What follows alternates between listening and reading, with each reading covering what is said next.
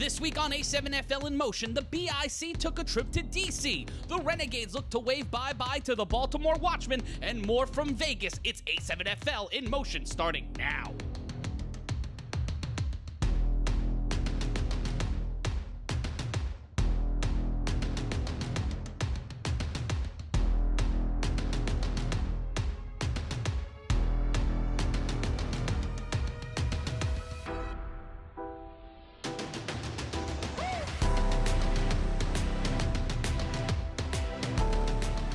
You know the score, boys and girls. It's A7FL InMotion, and this starts with Sterry Codrington going to Kason Campbell as the BIC take on the DC Buzz, and a big first play from Kason. And then you see Codrington just rolling out, getting it to the big man, Bone Harris, and it's thick boy season in the A7FL as he stumbled and rumbled his way to the first down and continue on this drive. Trey Robinson has been dynamic in the BIC backfield. Another tutty for the former national champion, the BIC, with a 6-0 lead. But we would see the Buzz return game truly impressive, probably the biggest bright spot for them in the first half.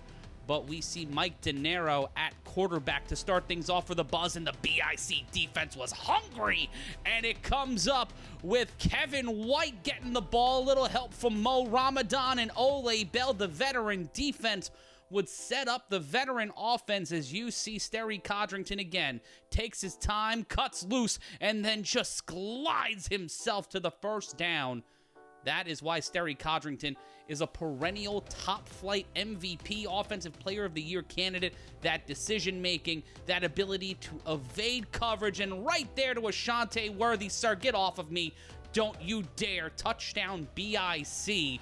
You see the frustration from the Buzz defense a little bit later on in the half. Why you do that, K-Wack? Why you do that, Carnell Wachter? Getting tripped up but crossing the goal line, slamming it down.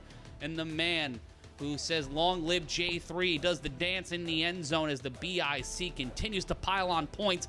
The extra point, Sterry Codrington calling ISO Sterry to make it 20-0. DeNero later on in the second quarter in trouble.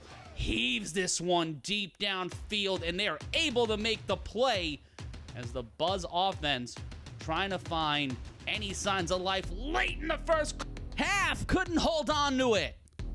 And the BIC would continue to roll here in the second half.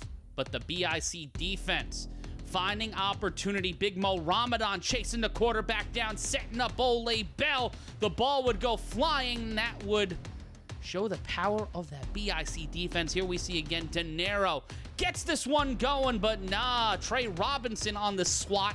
And here we see again pressure from that BIC defense, sending DeNero to the 50, cashing him out as that call on fourth down would see the BIC get the ball. Let's see this again. Ashante Worthy in on the pressure. The playmaking wide receiver already had a tutty on the day, but he also gets in on the sack along with Kevin White. And Isaac Negron may not have been considered a sack, but they certainly set the standard on defense there. As we see the triple option to Kason Campbell, track the man with the ball. Excellent camera work, excellent play. And then we get the emotes. Kason Campbell, the leading touchdown scorer in the A7FL, from Robinson to Worthy, back to the man who snapped the ball, Codrington. And then from the 40, getting this one to the opposing 20.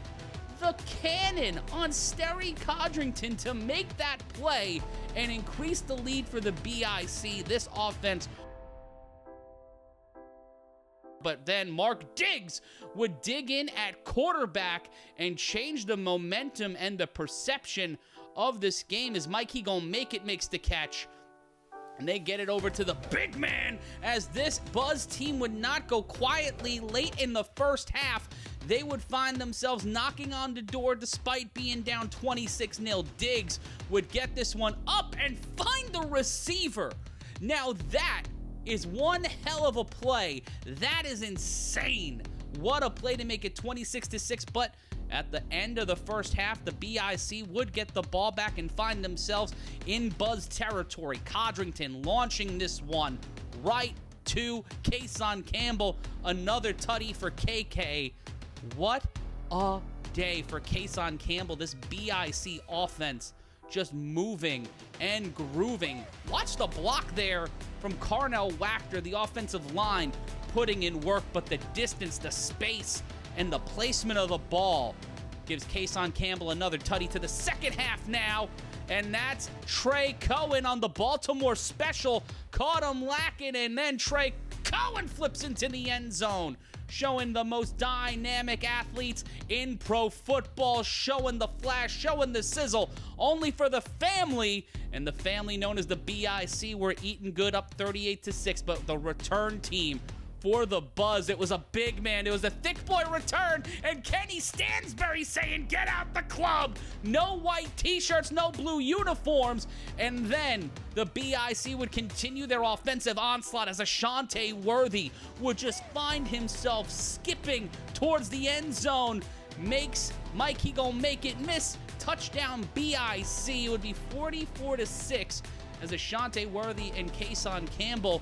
Now Campbell in on defense against Mark Diggs. You see the big toss to Chase, and Ashante Worthy again showing up and showing out, getting the tackle with Trey Robinson. Watch this again.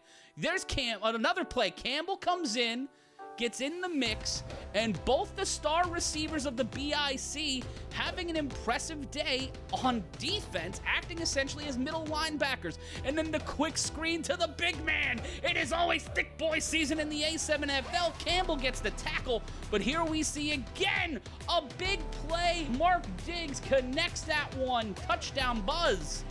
The toss back to Worthy, a former New Jersey quarterback in high school, launches this one to the end zone and gets it to H3 Frazier, the cornerback, traditionally a man in the secondary, scoring a tutty, and then Kenny Stansbury pushing the pile. And the BIC would get the win 64-12 as they stay undefeated ahead of their showdown with the Animals. When we return on A7FL in Motion, we roll the dice and head out west to the Bright Light City, where the Vegas Gold look to set their souls on fire and get their first ever win against the Hunters. Also, it's a battle of undefeated teams as the Las Vegas Insomniacs look to stay undefeated as the back-to-back champions battled the Silver State Stealth. All of this plus an overtime thriller in Baltimore. That's coming up next, right here on A7FL in Motion. Don't go anywhere.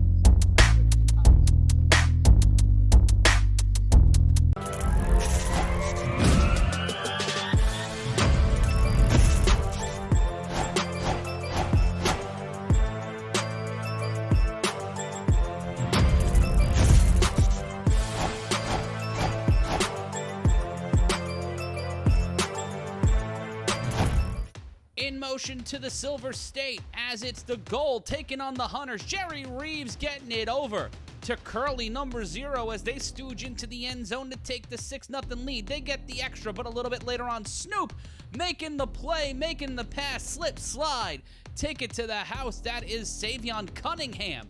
And then Snoop gets it back to number 6. That's Charles Johnson as they tie this one up 7 apiece. And now on the 3-on-1 return. This is why it's the most exciting play in football. It can turn the tide and change the scoreboard without a second going off the clock. Sliding into the end zone, the Gold would retake the lead.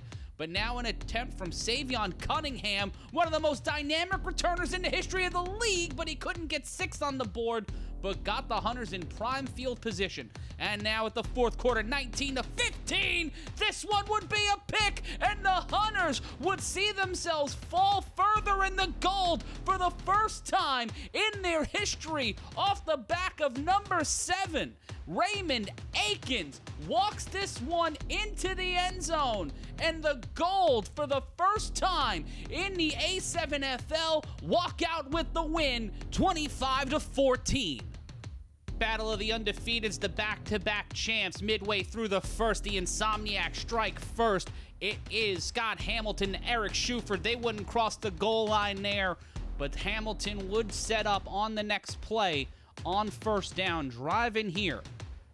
Bang, Davitt Clark would get the catch as it would be 6-0 Insomniacs. They would get the extra point as we see here. Hamilton with time gets it to Brendan Schwenk. The weapons on the Insomniacs offense, versatile through the air and on the ground. We see the air show in Vegas, but on the ground, this return almost gets taken to the house, but it is a big stop at the 50 to keep the stealth off the board. Tannehill would show from the 50 that he's elusive too. The wiry quarterback would find himself with a first down, as the Insomniacs would stop them on that drive and not get them to score. The stealth on the next drive, though, not able to stop Eric Shuford Jr. Munchie with his first tutty on the day to make it a 20-0 game a little bit later on in the half, bouncing off Shannon Allen, but the man known as Prime looking to show that he is, in fact, in his prime. He takes this 4th down 3-on-1 to the house, increasing the lead for the back-to-back national champions. And now at the end of the first half, Hamilton would step up, roll out, get it back to the man known as Zach Luciano. Luciano would get the catch and increase this lead 42-0 in the third. Hamilton, bang, one more time to Eric Shuford Jr. Your final would be 48-0. The Insomniacs continuing the roll heading into the playoffs. And when we return on A7FL in motion, we take a look back at the overtime thriller in Baltimore. Would it be the Watchmen getting a win back, or would it be the East Orange Renegades continuing on their astounding run? A playoff spot was on the line. Who's the first to lock it in, and who's to be left dancing on their own as they try to make their own way in the world? We'll find out next on A7FL in motion.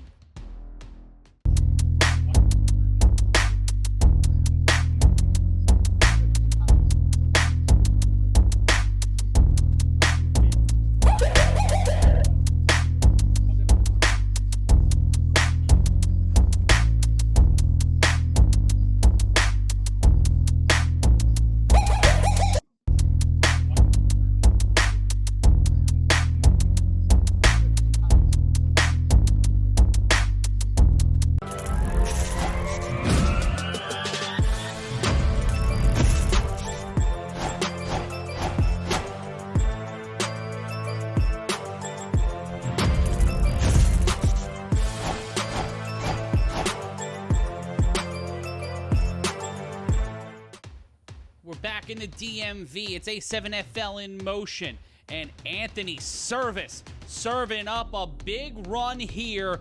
Again, the dynamic quarterback of the Renegades on an impressive rookie campaign takes it to the house to give the Renegades an early 6-0 lead. First play from scrimmage, and serves it up as it is 6-0 in Baltimore. And folks, this kid is impressive, but John Gauge Jr., the veteran ace boogies this ball over to the mean machine Nick Mays, showing why he got that nickname, and gets the first down and puts his stamp on it with 12:32 and counting. The former Patterson U player making an impact in his hometown, and John Gauze slips the defenders and slides his way into the end zone, showing the young buck Service that he can do it too. One of the GOATs in Baltimore, John Gauge Jr., stepping up, tying it 6-6 in the middle of the first. But Service, not to be outdone, rolled out, drops this one to Richardson Jr., a guy who had one hell of a performance in the spotlight. But speaking of spotlight, Damon Small What a day from this young man. You saw that carry there. You see him at the top of your screen. Gets the catch. That is impressive. From such a big running back, the athleticism, the ability, the chance to get that catch, and service to start the second. Bang. Gets it in there to Richardson Jr., his first and only tutty of the day.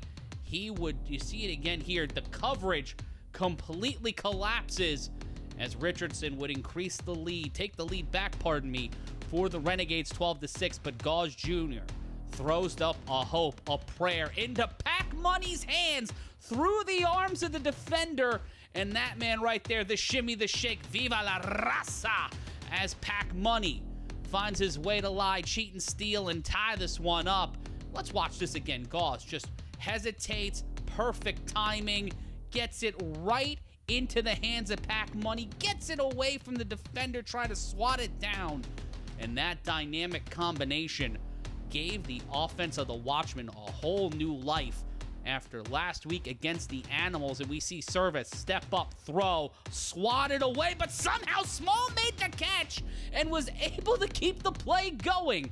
What a day for Damon Small. 4 receptions, 68 yards, a tutty, and what has 6 carries, 75 yards. And we see Gauze Jr. in trouble. Skis it down, gets it to Nick Mays, and keeps the drive alive for the Watchmen. 12-12 in the third now. We're past halftime, and it's still tied. The pressure, and Gauze continues to find Pac Money. Another play there from Pac Money, utilizing that dynamic receiver, and then gets it to Antoine Matthews. First time we see the Super Saiyan on the games of the week. With 5:42 and counting in the third, the handoff to Williams gets into the end zone and gives Baltimore the lead back. But we go later in the third. Service down 18-12, feels the pressure, rolls out, throws to the sideline, and a big play from Jimmy Flott.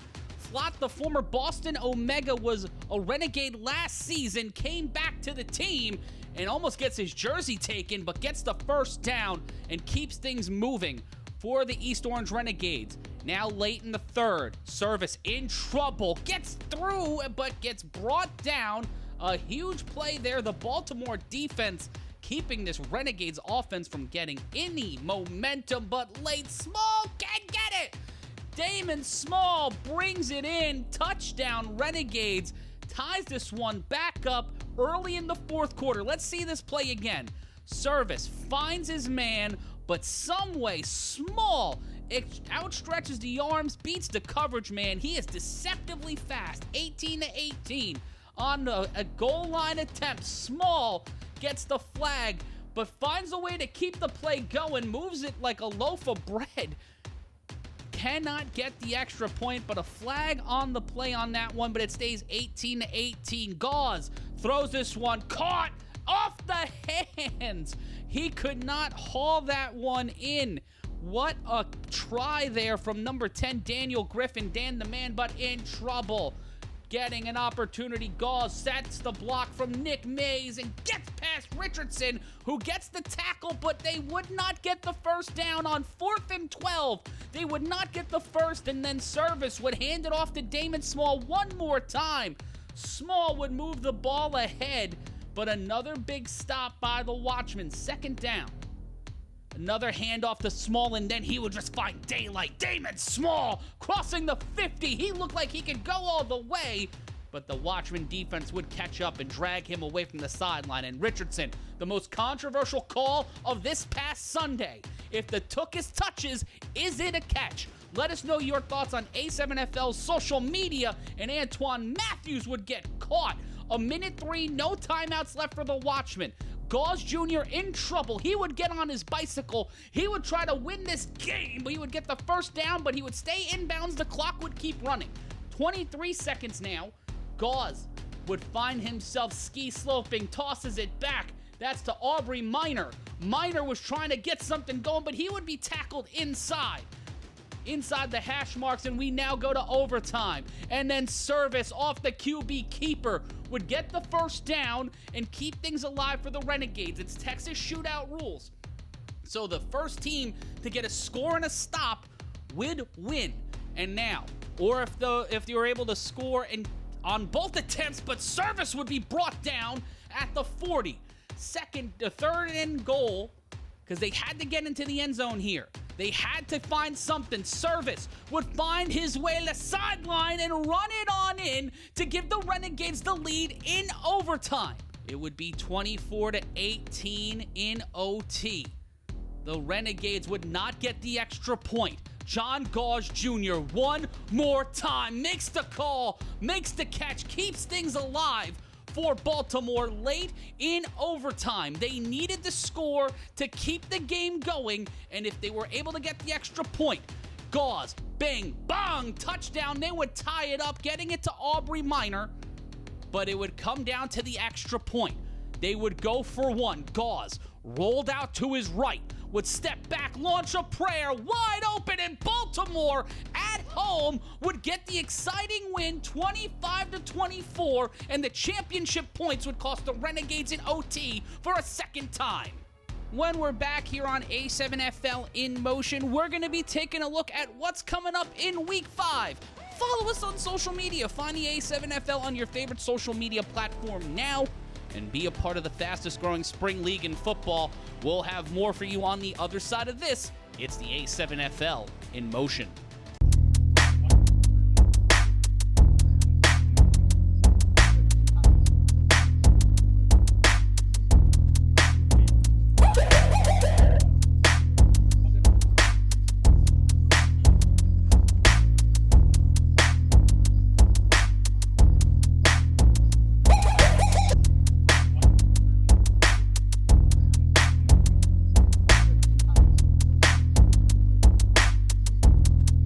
Here on A7FL in Motion. And folks, if you want to watch the action live or on demand, do not worry, we've got you covered. Head on over to a7fl.com/watch. That's a7fl.com/watch to find out where we are live. But every week, 1 p.m. Eastern, 10 a.m. Pacific, it's the A7FL Games of the Week, throwing off on DAZN internationally and also on a7fl.tv at 4 p.m. So many ways to watch, so many ways to join us, whether on Triller TV Plus, Fight 24/7, on Fox Soul, or also internationally on DAZN and a7fl.tv. Those games are live at 4 p.m. Eastern, 1 p.m. Pacific on those channels. Once again, you can find out where to watch all of our games absolutely free a7fl.com/watch. And we have a big showdown in week number 5 of the A7FL season, as the top 2 teams in the A7FL's Eastern Conference and 2 teams at the top of the A7FL top 7. The Silk City Animals battle the defending Eastern Conference champion Trenton BIC in what could be the biggest game of the regular season. This might decide the number 1 seed in the Eastern Conference for the playoffs. 2 undefeated teams. We don't know what's going to happen, but anytime you have Ashante Worthy and Sterry Codrington on the field, it's a show. But these young animals, Kwani Morgan, Manny Diaz, and then David Tender, the defending rookie and offensive player of the year. The last time these 2 teams played in the A7FL, it was the highest scoring game in league history. 80-69. What will happen when these 2 teams face off in Week 5 of the A7FL? The only way you can find out is by joining us, by watching the A7FL Games of the Week. And folks, if you want to drop your predictions, if you want to be a part of the conversation, go to a7fl.com/chat. That's a7fl.com/chat. Anytime, any place, anywhere you want your voice heard about the A7FL, our friends over at Locker Room Chat are going to get you into the game. And also, when we're live, if you're funny, if you're smart, if you're clever, if you're interesting, we will read your comment on the air. Myself, Big Rob Fabian, and Corey Hammond on the A7FL Games of the Week. But back to this matchup. The Animals defense has stepped up over the last couple of weeks. They've had a lot of huge improvements on offense and defense. But the BIC, they have shown, especially last week in the game against the Buzz, that no matter what you put against them, when the BIC is fully suited up and everybody is healthy, They are looking to bring doom to everybody's door. The last time the BIC lost in a championship game in 2021, they came back, they set the standard, and found themselves defeating the Patterson U 3 times in their path to the A7FL Championship in 2022. Will we see something similar with the BIC in 2025 trying to get their revenge on the Las Vegas Insomniacs? All we can do is predict. All we can do is prognosticate, fantasy coach, go to the armchair quarterback, but that's not going to answer the question. The only way we can answer the question is if we make our way to the field, and we are ready for Week 5 in the A7FL. From all of us here in the American Sevens Football League, I'm Matt Ryan, and folks, it's Week 5. Let's get live. We'll see you on the field.